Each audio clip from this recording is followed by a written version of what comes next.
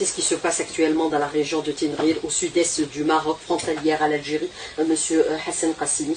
Oui, effectivement, ce que vous venez de dire a été écrit dans un livre par un juif franco-marocain, c'est un journaliste, c'est Cohen qui a écrit ce livre, et le titre, c'est Jacob Cohen, et le titre de ce livre s'appelle Membas sur Tinril. Ce qui se passe à Tinril est assez intrigant, énigmatique et préoccupant. Alors, l'entité sioniste a fait main basse sur toute la région de Tinril qui se trouve au sud-est du Maroc, frontalière avec l'Algérie. Alors, il y a actuellement, sous le couvert d'action philanthropique et de bienfaisance, les lobbies sionistes sont en train d'investir et de réaliser un certain nombre de projets sous ce couvert. Mais l'objectif dans tout ça, humanitaire, mais l'objectif est d'abord de judaïser toute la région pour transformer la monarchie marocaine en une monarchie judéo-marocaine. Et dans tout ça, il y a des plans secrets.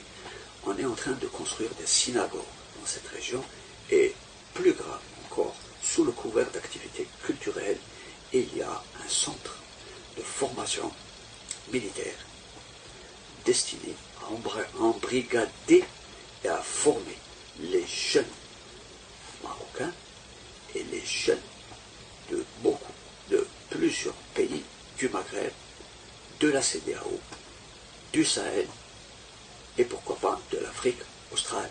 C'est de former ces jeunes dans l'espionnage et le renseignement pour pouvoir par la suite les redéployer en tant qu'agents du Mossad dans tous ces pays pour installer la subversion, le désordre et le chaos.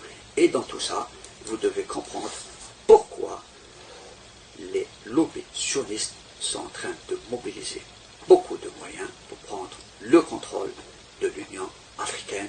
Et là, permettez-moi de vous dire que le président de la Commission africaine, Mahamat Faki, a été enrôlé par ces lobbies sionistes, et ce qui a permis à cette commission, dans des conditions étranges où il n'y a pas eu de concertation préalable, on a donné le statut d'observateur au sein de l'Union africaine à l'entité sioniste.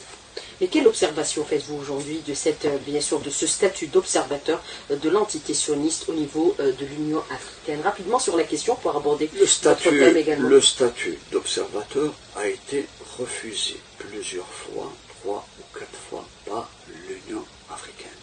Les conditions d'attribution de ce statut ont été faites dans des conditions qui ne répondent pas aux concertations classiques entre États. Alors, l'objectif, c'est d'imploser l'Union africaine de l'intérieur pour mieux la dominer et la contrôler.